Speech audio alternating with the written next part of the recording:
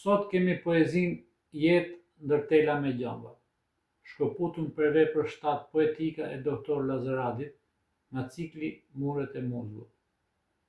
Një poezi e shkruar në vitin 1952, kur doktor Lazaradi, i burgosur, i rrethuar me tela me gjamba, ndodhej në burgun e Rinasit. Ishte koha e ndërtimit të aeroportit, e cila si çdo vepër e madhe bëhej me mundjen e të burgosurve kolektiv.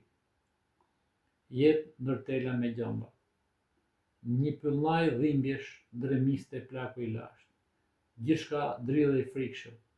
Rapsodin e çmendur të erës, çmend toka, çmend qella, çmend deti, po njeriu prej toke, prej qelle e prej deti ish.